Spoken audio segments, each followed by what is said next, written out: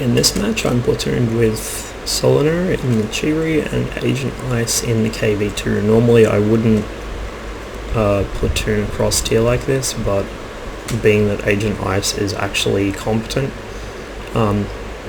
I didn't object to it as much as I normally would, and we got a tier 8 game in this case anyway, so thankfully he was still able to do stuff. If we'd ended up in a tier 9 game, he would have been hard pressed to really do much, except to things like Leopards and Waffenträger Panzer IVs.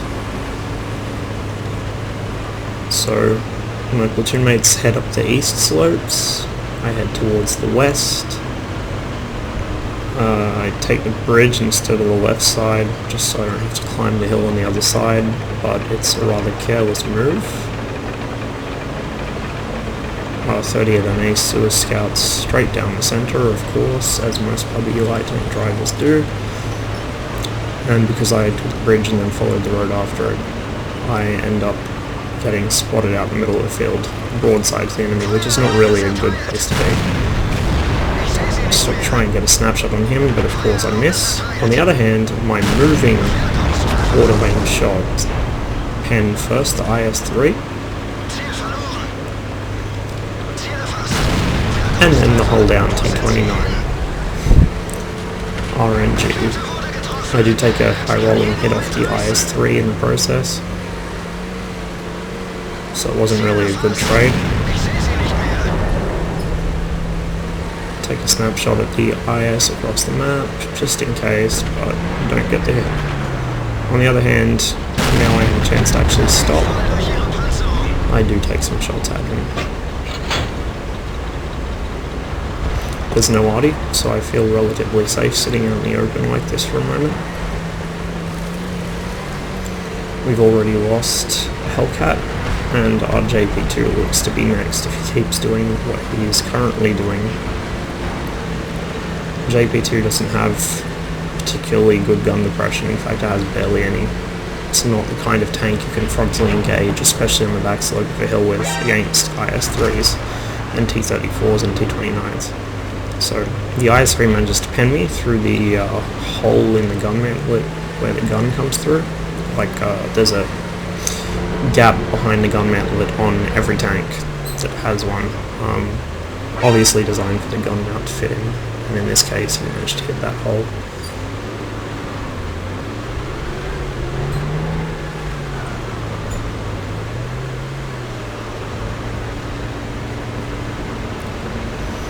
For now I'm just trying to play it safe, and periodically pop up to spot these guys for my platoon mates and the rest of my team across the way.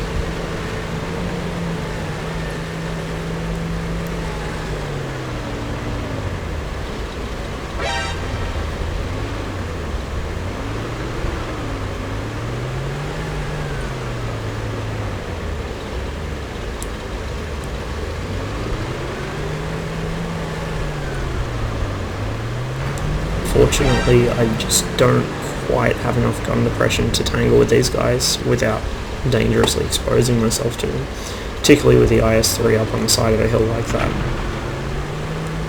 The T-34's broadside, so I'd like to get a shot in.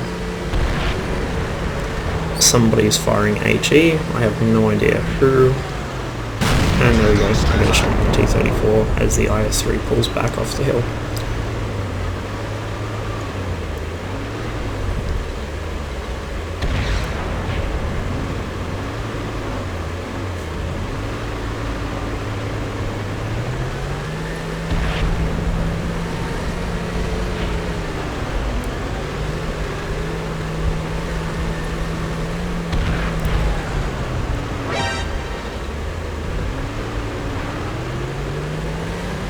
You can see our Type 58, Type 59 and T-29 all sitting uselessly around the cap circle doing absolutely nothing.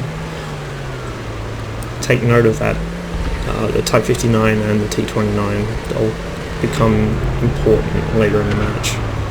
So I try for some sneaky trick shot under the twisted wreckage of the Hellcat. Unfortunately, the collision detection isn't quite that detailed and the shot hits the wreck. I do manage to get a shot through the side of the IS-3 though.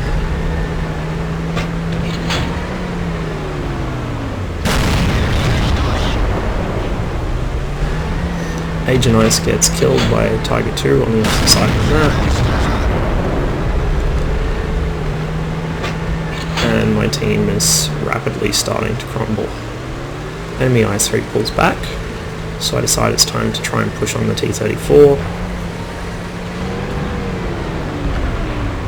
Get a shot into him there and manage to pull back into cover just before he can get a shot in.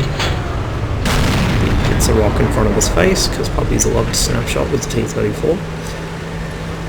Solino goes down, and the east side of the map is lost. I was hoping the T-34 would come all the way around the corner here. He seemed bad enough to do it. Unfortunately I got a really unlucky RNG accuracy roll there, and my shot not only didn't pen him, but failed to hit altogether.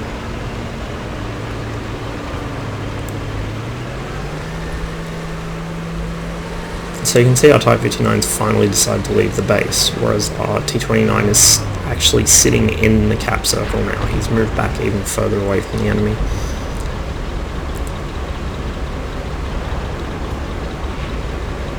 Type 59 manages to kill that IS-3, finally. But now tanks from way over the east side of the map are sniping away at our guys in the middle.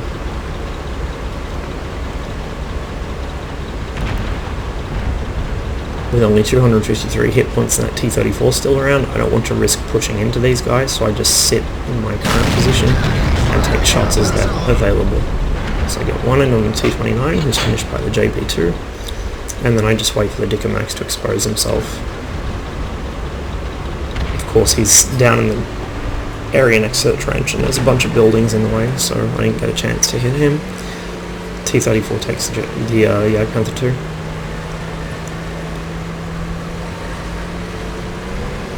Knowing he's just fired and his turret's still facing away from me, I quickly pop up. There we go, I got about 10 seconds to get some damage on him.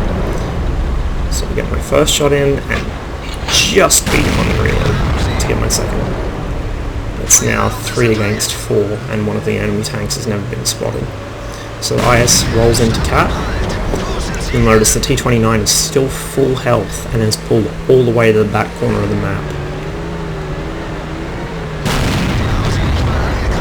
Full health T-29, 7.5 minutes into the game, after the rest of his team have died. That's just absolutely abysmal play. Completely throwing his team under the bus to try and avoid getting his tank damaged, and that's not the worst of it. So I go for the easier shots on the Tiger 2 and kill him while he's unable to escape. The IS is making it a bit difficult, but I managed to get a shot on him too. So now it's just the JT-88, which is presumably full health, having never been spotted, and the Hellcat, which I don't know how many hit points it had because I wasn't within render distance when it was last seen, but I suspected it was full. So now I'm one-shottable for either of those tanks if they high roll. Our Type 59 begins moving up the east. Our T-29 finally starts hauling his sorry ass out of the cap.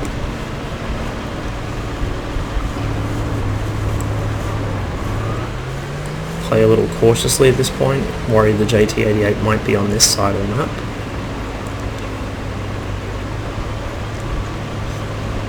I take the long way round to screen my right side from that ridge line up at A6, where TDs quite often go to hell camp.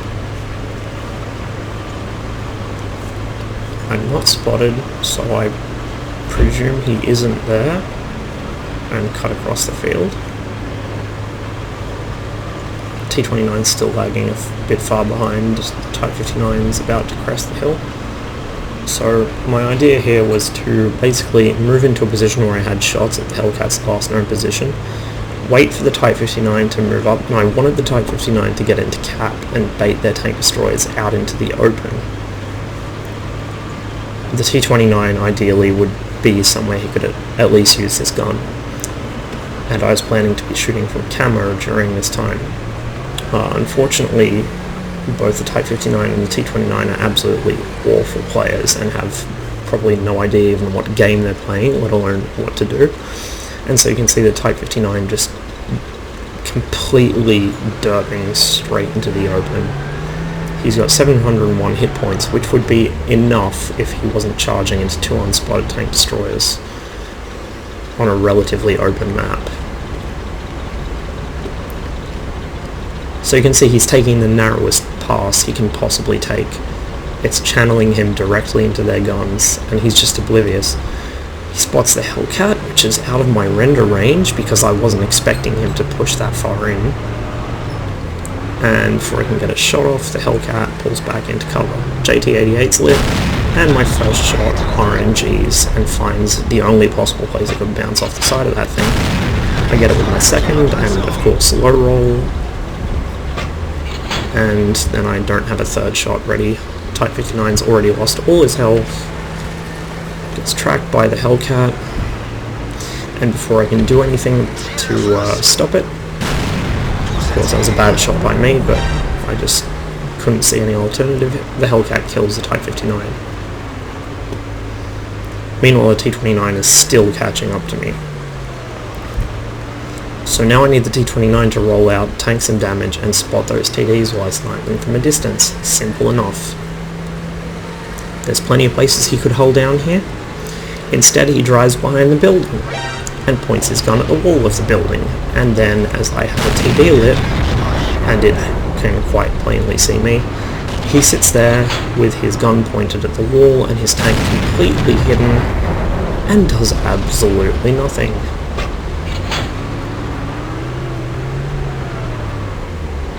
I'm just slinging gold rounds at its last position, hoping I can get a shot through it somehow and maybe light it on fire. I was pretty much praying at this point for some RNG, because our T-29 clearly had no interest whatsoever in helping. I get hit in the gun. Now you two know where they are, do the easy work, says the Type 59 after suiciding his tank. Sure enough, I get killed by the JT-88. And the T-29 sits there, completely unwilling to help. He's still pointing his gun at a wall. This guy's not a bot. He's an actual human player. A bot would no doubt be more useful. So it's now him versus 2 tank destroyers. Hellcat's one-shottable for him. The JT-88 still has quite a considerable amount of health to get through. Now, he's in a T-29, and he's got a slope behind him. All he has to do is hold down. If he does that, he's invincible. He can handle whichever one pops up first, in this case the JT-88, without too much problem. So he gets a shot into it, catches it by surprise, and he seems to be reversing into a hold down, which is the correct thing to do. Unfortunately, there's still a Hellcat alive, and as we all know, the Hellcat's very fast, so it's pretty obvious what it's doing. While he sits there, not even trying to spot the JT-88, expecting it to come to him, the Hellcat's obviously flanking, so the JT-88 obliges and comes right to him. He gets a shot through its armor, it gets one into him, and then he gets the bright idea to use my wreck to side scrape off of. Except he doesn't side scrape, he just sort of pulls behind it. Now he's still somewhat hold down, so JT-88's having trouble doing much to him. In this situation he should easily be able to handle this, but of course the Hellcat, which is now unaccounted for, has gone up to the ledge up above him and is now killing him in the side. No matter what he does here, he's dead. JT-88 can hit him in the side of the turret, Hellcat can hit him in the side of the hull. And because he was completely unwilling to actually play as a team member in a team game, we lost an easily winnable match. That guy somehow had a 53% overall win rate, don't ask me how. I imagine it wasn't through doing what he just did, but once again, an easily winnable match. turned into a loss because somebody didn't want to actually help their teammates when they needed it. He spent all game positioning himself as far as he possibly could from any chance of enemy fire. When he was forced to actually come near the enemy, he hid behind a building, and he hit as hard as he could. He wouldn't even point his gun out from behind it, and then he just let them come to him and kill him. Now, if you ask me, a bot would have been more useful.